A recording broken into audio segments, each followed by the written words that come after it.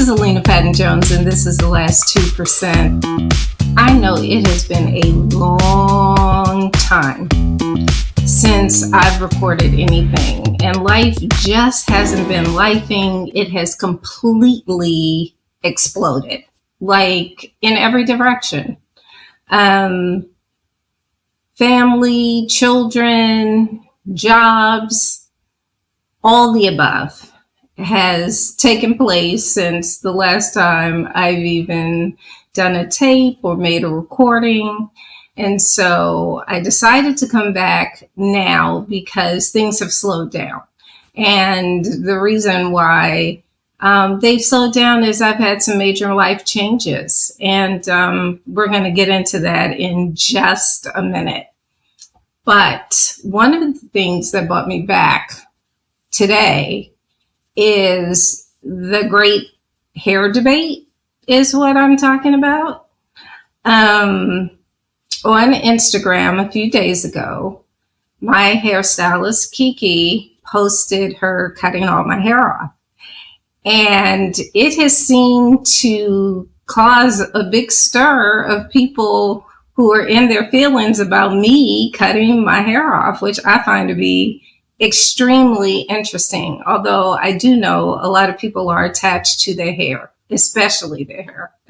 They're attached to many things, but hair is just one of those things that sparks a huge debate. And so I wanted to come in and talk about it because I wanted you to know why I chose to cut my hair off. Because sometimes we can be in a mode of life exploding, and we kind of don't realize what we look like, whether that be depression and we don't care, or whether it be we're just so caught up in so many other things that we don't know or are not paying attention. And that's kind of what happened to me with my hair growth. Like over the past, I would say 3 years, I have been growing my hair out, but not necessarily intentionally. It has been because I have been so incredibly busy, from going to the West Coast to check on my daughter who's in college there, and to the East Coast to check on my mom who has been very, very sick.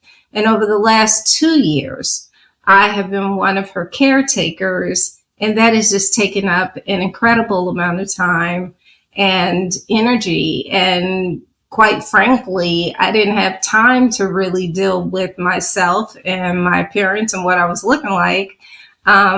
Even though I'm truly blessed to have long, luscious hair if I want that. Again, keyword, if I want that. But I just kind of let it grow and let it go all at the same time. My letting it grow was really just letting it go. I would color it, and that's about it, because I can't stand my grays. Is anybody else out there with me? I can't stand my grays. Yes, I did just turn 60. I did. And 1965 is my year that I was born. So I am in fact 60 years old, but I can't stand the grays. Somebody else, raise your hand if you're with me. But anyway, I decided to cut it off because I wanted to feel better. I wanted a fresh look. I wanted something, not necessarily, I won't say different, because I always go back to a bob, but I do think a bob in this length of hair is the best for me. And that's what I like, especially when I'm taking care of it. So on Instagram, like I said a few days ago, and this is what is bringing me to this particular episode here, a lot of y'all were in your feelings about me cutting my hair off. Now, a lot of people were super positive. They loved it. Could not believe I was 60. I'm every bit of 60. Could not believe it, but they were very supportive. But I was surprised at the people who were not. You know, some of us saying that, you know, I cut all that hair off just to go back to a basic bob, to, people just couldn't believe it. Someone even said, there's tons of bald people out there and I'm cutting my hair, which those comments kind of took me out. But it did make me realize a conversation needs to be had, right? About hair and what is the last 2% of that? Because you have to do what makes you feel good, right?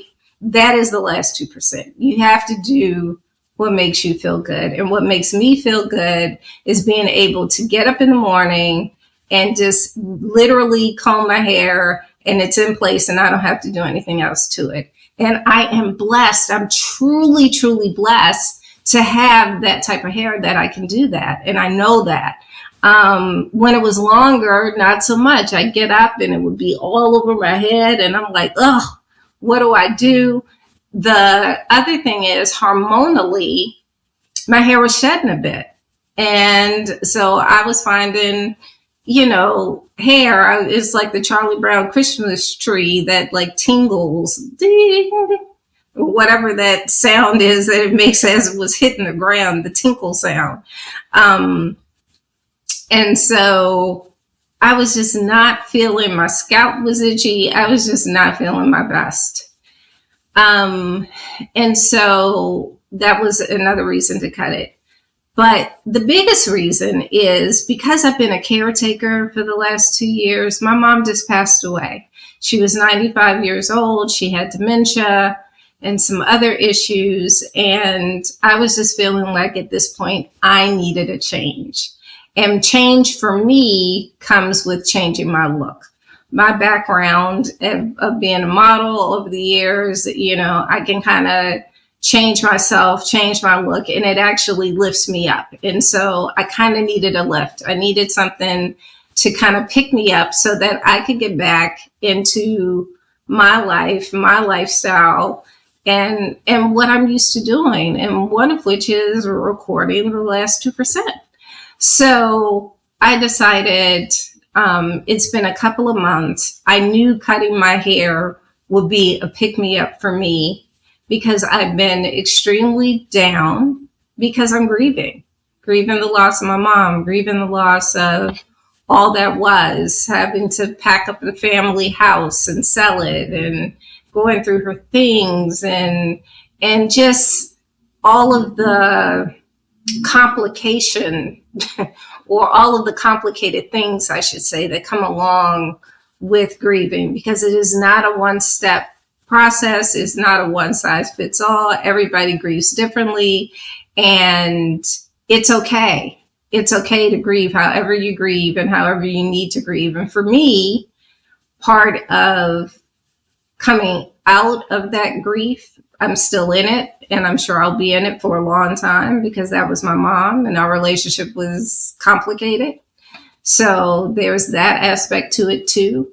But for me, it was important that I do something for myself. And it was important for me to do something that made me feel good or feel better. Other people, there's lots of different things that we can do when we're grieving to make ourselves feel better, right?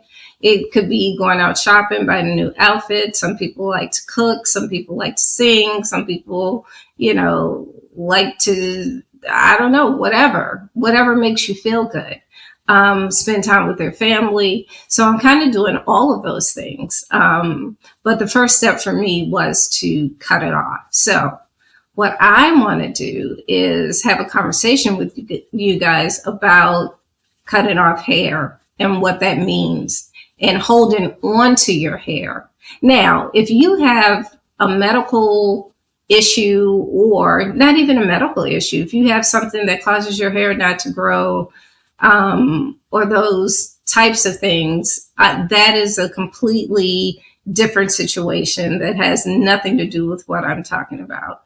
But if you are a person that just holds on to your hair because, your hair is your glory, as my grandfather used to say. I come from a family of people who did not cut their hair.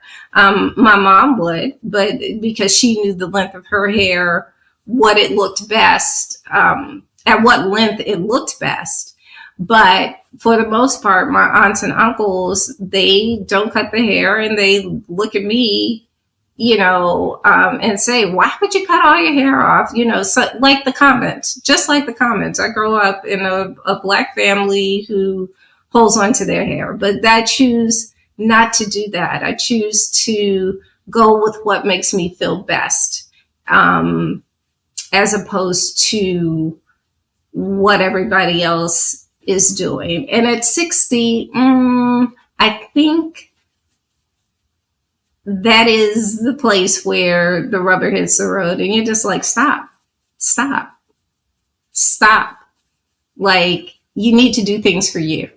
So while I embrace all the comments, I love the conversation that everybody is having around me cutting my hair, I wanted to just kind of explain why I decided to do it and what that looked like and what that felt like for me. And it's okay. Either way you go with this, it's fine. But for me, I love the length of my hair. I have not had to do anything to it since Kiki did it a week ago. And I know that that is a huge blessing, but I haven't had to curl it. I haven't had to touch it. And that's the way I roll. That's the way I roll best. Having to get up and even put my hair in a banana clip for the last 2 years was a lot of work for me. And I wanted to burn the banana clip and the hair tie because I'm done with it. I'm completely done with it. So why don't you join me on this journey? Why don't you come into the last 2% and let's talk about your feelings and talk about things that are upsetting to you or feel good to you. Let's talk about grief and loss. There's so many dimensions to all these things. I always say we are grieving or in a state of loss all the time. Whenever you move to something new, you are still grieving the old thing, whatever it is. Whether it's a new job, there are parts of you that are grieving your old job. If it's a relationship that you've been in and you break up, whether it's sudden or not sudden, you're grieving. You're dealing with loss. So let's talk about that. I really want to not just talk about what I do, but also bring in other people, other professionals to talk about different aspects of grief and different aspects of loss so we all can learn from it. Again, this is Alina Patton Jones, and you are listening to and looking at The Last 2%.